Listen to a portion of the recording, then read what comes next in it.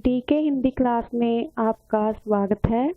आज हम करेंगे शब्द विचार, जानेंगे शब्द किसे कहते हैं, शब्द कैसे बनते हैं, शब्दों के कौन कौन से भेद होते हैं, किन को आधार बनाकर शब्दों के भेद किए जाते हैं। सबसे पहले करते हैं शब्द किसे कहते हैं। शब्द हमारे पास वर्ण हैं। वर्णों को हम एक साथ व्यवस्थित समूह में लिखते हैं। जब उनको जोड़कर लिखते हैं तो उनका एक नया रूप हमारे सामने आता है और जिसका एक अर्थ होता है, तो इसे ही शब्द कहते हैं। इस तरह वर्णों के सार्थक मेल से शब्द बनते हैं और शब्दों का अपना स्वतंत्र अर्थ होता है। फिर शब्द की परिभाषा इस तरह होती है, वर्णों का निश्चित अर्थ प्रकट करने वाला वर्ण समूह शब्द कहलाता है। या फिर इस तरह भी लिख सकते हैं, दो या दो से अधिक वर्णों के सार्थक एवं स्वतंत्र ध्वनि समूह को शब्द कहते हैं।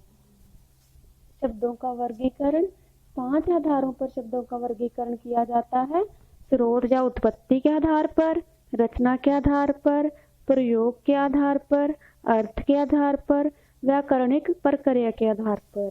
सबसे पहले हम करते हैं स्रोत या उत्पत्ति के आधार पर शब्दों के भेद। स्रोत या उत्पत्ति के आधार पर शब्दों के 5 भेद होते हैं। तत्सम शब्द, तद्भव शब्द, देशज शब्द, विदेशी शब्द, संकर शब्द।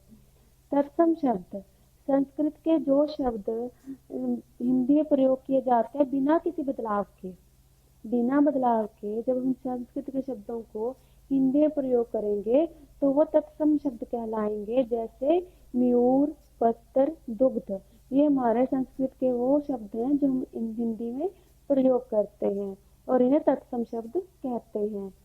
तद्भव शब्द संस्कृत के शब्दों में थोड़ा सा बदलाव करके जब हिंदी में प्रयोग करेंगे तो वो हमारे तद्भव शब्द कहलाएंगे। जैसे मयूर है संस्कृत का शब्द, पर जब हम इसे हिंदी में प्रयोग किया तो मोर का बनाकर लिखा, हमने थोड़ा सा बदल कर मोर लिखा, तो ये तद्भव शब्द कहलाया। पत्थर है संस्कृत का शब्द, तत्सम शब्द, जब हमने थोड़ा सा बदल कर लिखा और ये पत्ता लिखा इसे। उसके बाद दुग्ध में थोड़ा सा बदलाव किया, दूध लिखा, तो ये सभी शब्द जो बदलाव के साथ हिंदी में प्रयोग किए ये तद्भव शब्द कहलाए। देशज शब्द, जैसे आप जानते हैं कि हमारे देश में अनेक भाषाएं बोली जाती हैं, तो उन भाषाओं के अंतर्गत बोलियां भी आती हैं, क्षेत्रीय बोलियां। भाषाओं की हर एक भाषा की अलग अलग बोलियां आती हैं उसके अंतर्गत बहुत सी। तो उन क्षेत्रीय बोलियों और भाषाओं से जो शब्द हिंदी में आए वो देशज शब्द कहलाते हैं। जैसे जूता, कड़क, खोट, लोटा, पगड़ी, ये सभी शब्द हमारी क्षेत्रीय बोलियों और भाषाओं से हिंदी में आए हैं। विदेशी शब्द, जैसे हमारे देश में कोई बाहर से घूमने के लिए आता है तो हम उसे विदेशी कहते हैं, विदेशी नागरिक कहते हैं। इसी तरह जो विदेशों में भाषाएं बोली जाती हैं उन भाषाओं के शब्द जब हिंदी में प्रयोग किए जाते हैं तो विदेशी शब्द कहलाते हैं। उन शब्दों का मूल भारतीय भाषा नहीं होता, विदेश की भाषा होता है। जैसे अंग्रेजी से हमारे पास शब्द आए हैं कार, मोटर, कॉपी, टेलीविजन। अरबी से आए हैं अमीर, गरीब, मालिक, अदालत, हुक्म। फारसी से शब्द आए हैं जमीन, जिंदा, जिंदगी, अनार, दुकान। चीनी भाषा से शब्द आए हैं लीची, चाय, पटाखा। ये सभी हमारी विदेशी भाषाओं के शब्द हैं। 5वें स्थान पर आते हैं संकर शब्द। ये वो शब्द होते हैं जो दो भिन्न भाषाओं को जोड़ने से बनते हैं। भिन्न भाषाएं, जैसे एक अंग्रेजी का शब्द ले लिया, एक हिंदी का ले लिया, एक अरबी का शब्द ले लिया, एक अंग्रेजी का ले लिया। ऐसी कोई भी दो भाषाएं जब भाषाओं के शब्दों को जब हम जोड़ेंगे तो वो हमारे संकर शब्द कहलाएंगे। जैसे लाठी एक अन्य भाषा का शब्द है, जमा चार्ज दूसरी भाषा का शब्द है और इनसे मिलाकर एक नया शब्द बना लाठी चार्ज, ये हमारा संकर शब्द है। दूसरे स्थान पर आते हैं रचना के आधार पर शब्दों के भेद। रचना के आधार पर शब्दों के 3 भेद हैं, रूढ़ शब्द, यौगिक शब्द, जोग रूढ़ शब्द। सबसे पहले करते हैं रूढ़ शब्द। ये ऐसे शब्द होते हैं जो किसी एक अर्थ या वस्तु के लिए रूढ़ हो जाते हैं, प्रचलित हो जाते हैं। तो इन ऐसे शब्दों को रूढ़ शब्द कहते हैं। जैसे फल, जल, पेड़, ये सभी रूढ़ शब्द हैं। यौगिक शब्द, ये वो शब्द होते हैं जो दो या दो से अधिक मूल शब्दों के योग से बनते हैं। मूल शब्द या रूढ़ शब्द जो होते हैं उनके योग से बनते हैं। इन्हें यौगिक शब्द कहा जाता है। योग भाव मेल, योग मेल, जोड़। तो जैसे बैल जमा गाड़ी, नया शब्द बना बैलगाड़ी। ऐसे ही घुड़सवार, ये सभी यौगिक शब्द हैं। जोग रूढ़ शब्द, ये वो शब्द होते हैं जो दो शब्दों के योग से बनते हैं। जैसे हमारे यौगिक शब्द बने थे, वो भी दो जो शब्दों के योग से बने, पर इनमें खास बात क्या होती है, ये किसी विशेष अर्थ के लिए रूढ़ हो जाते हैं। जैसे हमारे रूढ़ शब्द थे, तो उन दोनों को मिलाकर हमारे पास बना जोग रूढ़ शब्द। दो शब्दों के योग से बने, किसी विशेष अर्थ के लिए रूढ़ हो गए, इसलिए इन्हें जोग रूढ़ शब्द कहा जाने लगा। जैसे महादेव, महा जमा देव, दो शब्दों के मेल से बना योग शब्द, योग रूढ़ शब्द है। ये शब्द योग रूढ़ इसीलिए है क्योंकि ये शिव जी के लिए प्रयोग किया जाता है। शिव जी को महादेव भी कहा जाता है, नील और नीलकंठ भी कहा जाता है। नील जमा कंठ, दो शब्दों के मेल से बना नीलकंठ, नीलकंठ शिव जी को भी कहते हैं। पंकज, पंकज भी दो शब्दों के मेल से बना पंकज कहते हैं कमल को। इस तरह ये तीनों शब्द विशेष अर्थ के लिए रूढ़ हो जाते हैं, इसीलिए इन्हें जोग रूढ़ कहा जाता है। तीसरे स्थान पर आते हैं व्याकरणिक प्रकार्य के आधार पर शब्दों के भेद। व्याकरणिक प्रकार्य के आधार पर शब्दों के दो भेद होते हैं, विकारी शब्द, अविकारी शब्द। विकारी शब्द, जिन शब्दों में लिंग, वचन, कारक तथा काल के बदलने से परिवर्तन आता है। यदि हम लिंग बदलेंगे या वचन बदलेंगे या कारक बदलेंगे या उसका काल बदल जाएगा तो वो उनमें परिवर्तन आ जाएगा, तो ये शब्द विकारी शब्द कहलाएंगे। जैसे संज्ञा, सर्वनाम, विशेषण, क्रिया। यदि इन चारों का हम लिंग, वचन, कारक तथा काल बदलते हैं, परिवर्तन करते हैं, तो इनमें भी बदलाव आ जाता है। उदाहरण के तौर पर देख लेते हैं। हमारे पास है लड़की गीत गा रही है, लड़की संज्ञा शब्द है, इसका हमने लिंग परिवर्तन किया, लड़की के स्थान पर लड़का लिख दिया, लिखा लड़का गीत गा रहा है। देखिए संज्ञा में भी परिवर्तन आ गया। इस तरह लिंग के कारण संज्ञा में भी परिवर्तन आया। दूसरे स्थान पर हमने वचन बदला, जहाँ लड़का लिखा था वहां कर दिया लड़के, लड़के गीत गा रहे हैं, वचन बदला। यहाँ पर वचन बदलने के कारण संज्ञा में भी परिवर्तन आया। तीसरे स्थान पर हमने कारक बदला, लड़के ने गीत गाया। देखिए यहाँ पर फिर से पहले लड़की थी, यहाँ पर फिर से परिवर्तन आया। इस तरह संज्ञा, सर्वनाम, विशेषण और क्रिया में वचन, लिंग, तत्काल के कारण, कारक के बदलने के कारण परिवर्तन आता है। अविकारी शब्द, ये ऐसे शब्द होते हैं जिनमें लिंग, वचन, कारक तथा काल के बदलने से कोई परिवर्तन नहीं आता, इसलिए इन्हें अविकारी शब्द कहते हैं। भाव इनमें कोई विकार उत्पन्न नहीं होता। ये भी चार हैं, क्रिया विशेषण, संबंध बोधक, समुच्चय बोधक, विस्मय आदि बोधक। इनके उदाहरण भी एक कर लेते हैं। संबंध बोधक की उदाहरण करेंगे हम।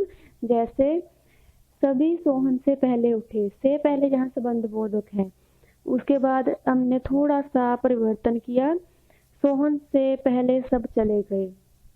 यहाँ देखिए वचन भी बदला और काल में थोड़ा सा परिवर्तन हुआ, से पहले शब्द में कोई बदलाव नहीं आया। रोहन सोहन से पहले आया, इसमें भी थोड़ा काल का परिवर्तन हुआ और वचन में भी परिवर्तन हुआ, लेकिन फिर भी यहाँ पर संबंध बोधक में कोई परिवर्तन नहीं आया। इस तरह क्रिया विशेषण आ जाए, संबंध बोधक आ जाए, समुच्चय बोधक आ जाए, इनमें कभी कोई परिवर्तन नहीं आता लिंग, वचन, काल और कारक के बदलने से। अर्थ के आधार पर शब्द के 6 भेद होते हैं। सबसे पहले एकार्थी शब्द, नंबर 2 अनेकार्थी शब्द, नंबर 3 विलोम शब्द, नंबर 4 पर्यायवाची शब्द, नंबर 5 अनेक शब्दों के लिए एक शब्द, नंबर 6 श्रुति संधि नार्थक शब्द।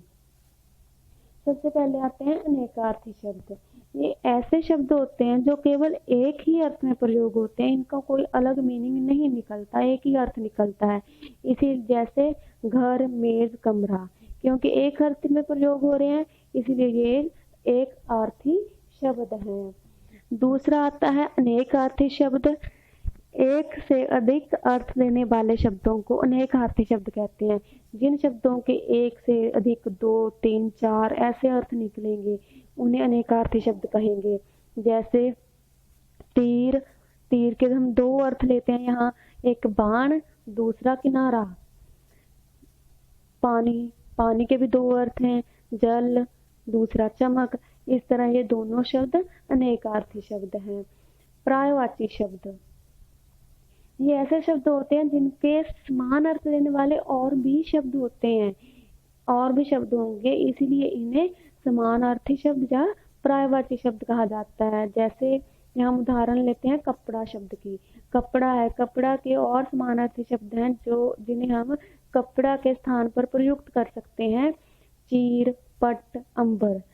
अंबर का अर्थ भी कपड़ा होता है, चीर का अर्थ भी कपड़ा होता है, पट का अर्थ भी कपड़ा होता है। यदि आप उदाहरण ले लीजिए सूर्य की, सूर्य शब्द है हमारे पास सूर्य। सूर्य के और भी समानार्थी शब्द है जैसे सूरज, सूर्य को सूरज भी कहा जाता है, दिनकर भी, प्रभाकर भी, ये सभी सूर्य के अर्थ हैं।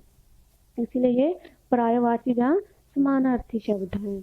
विलोम शब्द, विलोम जो विपरीत अर्थ देते हैं एक दूसरे का, तो इन्हें विलोम शब्द कहेंगे। एक दूसरे के विपरीत अर्थ देंगे जो शब्द, उन्हें विलोम शब्द कहा जाता है। जैसे ऊपर का विपरीत है नीचे, दिन का विपरीत है रात। इन्हें विपरीतार्थक और विलोम शब्द दोनों ही कहा जाता है। श्रुति संभिन्नार्थक शब्द, ये ऐसे शब्द होते हैं जो सुनने में एक जैसे लगते हैं, परंतु जब हम इनका प्रयोग करते हैं तो इनकी वर्तनी में सूक्ष्म अंतर होता है और इनका अर्थ भी अलग अलग होता है। जैसे गृही, गृह के पैर में गृह में ग के पैर में री लगी है जिसका अर्थ है घर, और दूसरा ग्रह, ग्रह के पैर में जो ग है, ग के पैर में र लगा है जिसका अर्थ है नक्षत्र। तो इस तरह इनके वर्तनी में सूक्ष्म अंतर, सुनने में एक जैसे लगते हैं परंतु थोड़ा सा अंतर होने के कारण इनका पूरा अर्थ बदल जाता है। और उदाहरण देख लेते हैं अन्न, अन्न में आधा न पूरा न, अन्न जिसका अर्थ होता है अनाज। अन्य, थोड़ा सा अंतर है, देखिए अ आधा न य, अन्य जिसका अर्थ है किसी, किसी और, कोई। तो इस तरह सूक्ष्म अंतर होता है।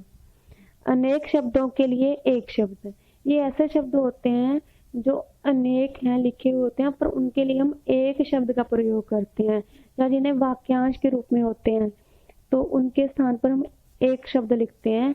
उदाहरण के तौर पर दूसरों पर उपकार करने वाला, हमारे पास जहाँ 5 शब्द हैं, 5 शब्दों के स्थान पर हमने एक शब्द लिखा परोपकारी। इस तरह ये अनेक शब्दों के लिए एक शब्द है, इन्हें वाक्यांश के लिए एक शब्द भी कहा जाता है। प्रयोग के आधार पर शब्दों के भेद 2 भेद हैं, सामान्य शब्दावली, तकनीकी शब्दावली।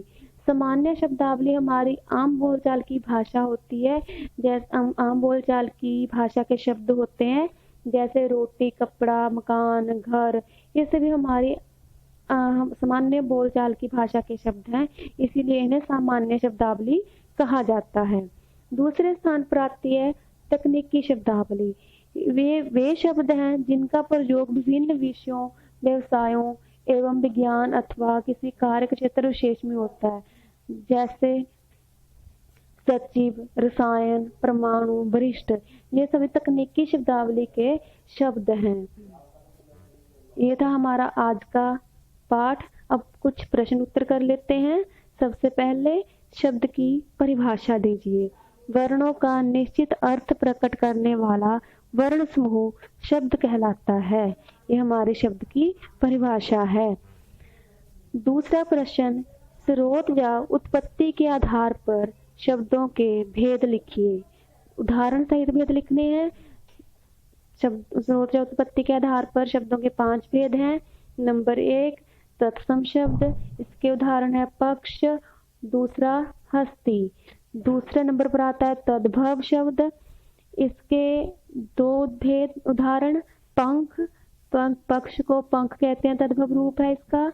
हस्ती का तद्भव रूप है हाथी। तीसरे नंबर पर देशज शब्द है, इसके उदाहरण है धोती और थैला। चौथे स्थान पर विदेशी शब्द नमक और गमला, इसके उदाहरण है।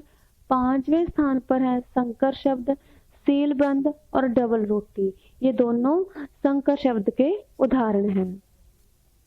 तीसरा प्रश्न, 4 ऐसे तत्सम शब्द लिखिए जिनका हम तद्भव के रूप में प्रयोग करते हैं।